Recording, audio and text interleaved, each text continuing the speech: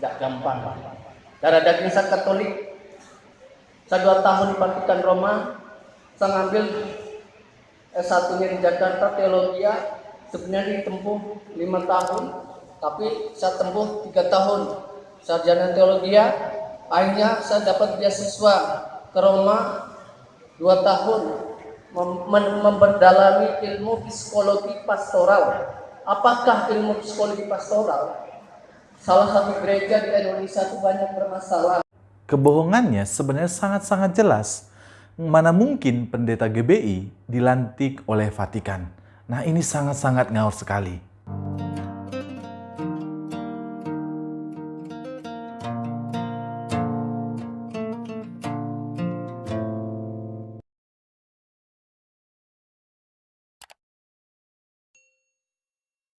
Shalom guys, berjumpa kembali dengan saya. Di dalam video kali ini, saya ingin membahas kembali, yaitu beberapa waktu lalu saya bahas, yaitu seorang mualaf yang mengaku mantan pendeta GBI.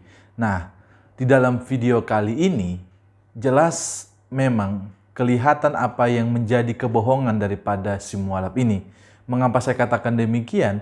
Di sebuah video, ia jelas mengatakan bahwa ia dilantik menjadi pendeta itu di Vatikan.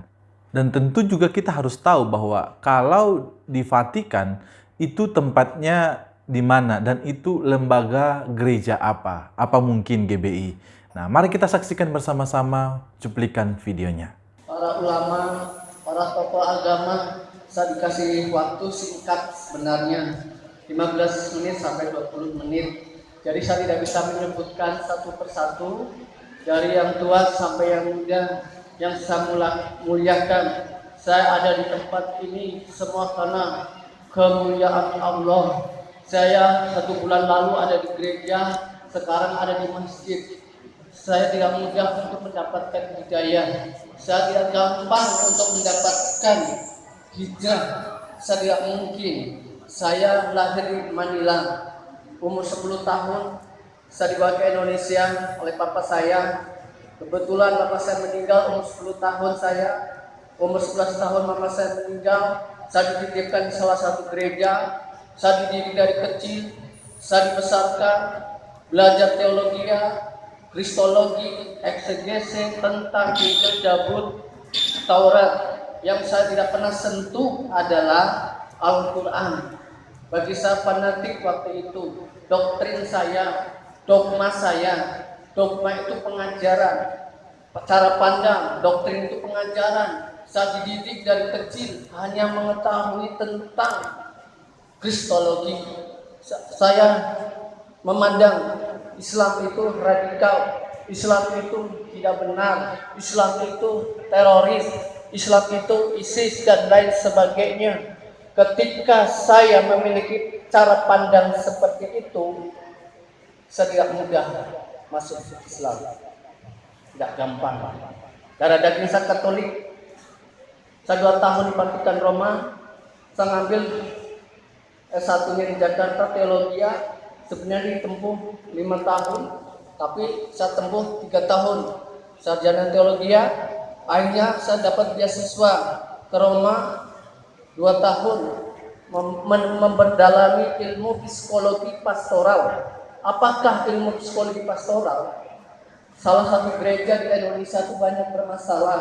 Ada gereja mandul, gereja tidak bertumbuh, penginjilan yang gagal, dan lain sebagainya.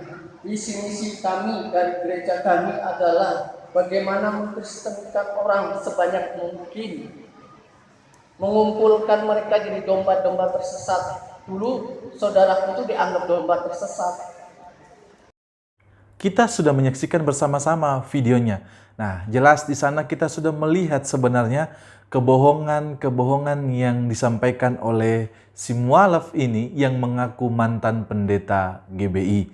Maka dari bagian ini kita perlu berhati-hati. Karena apa?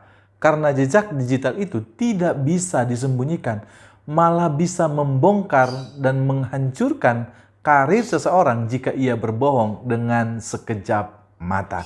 Buktinya apa yang sudah dibangun si mualaf ini melalui channelnya yaitu Abraham Kefas, seorang mualaf yang mengaku mantan pendeta GBI. Pada bagian ini terbongkar sudah kebohongannya. Sebelum saya membongkar kebohongannya, tentu teman-teman yang saudara saya yang beragama Islam perlu ketahui bahwa saya tidak membenci saudara-saudaraku semua. Karena saya membahas video-video para mualaf ini hanya ingin meluruskan apa yang mereka sampaikan yang tidak benar tentang iman kekristenan kami. Karena saya adalah orang Kristen dan saya punya hak meluruskan kalau itu tidak sesuai dengan ajaran kekristenan.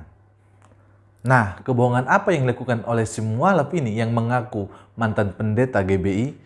Yang pertama, di channel Abraham Kepas, ia mengatakan jelas bahwa ia adalah seorang mantan pendeta GBI. Nanti saya akan tunjukkan screenshotnya, teman-teman.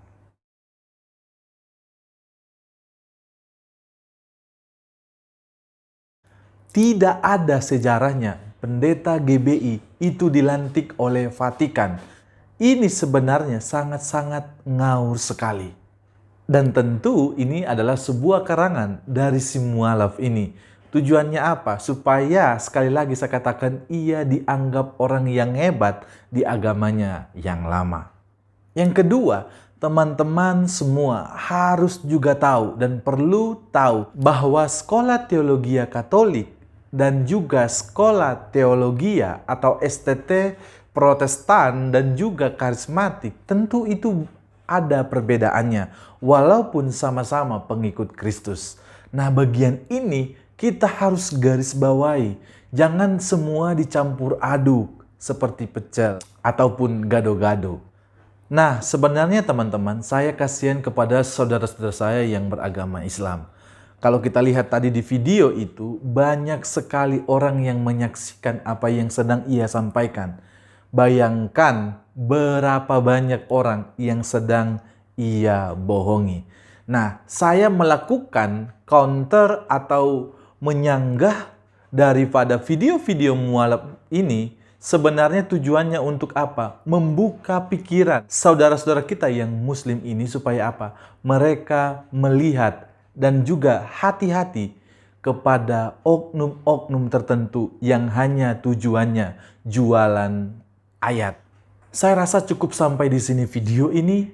Tuhan Yesus memberkati kita semua. Shalom.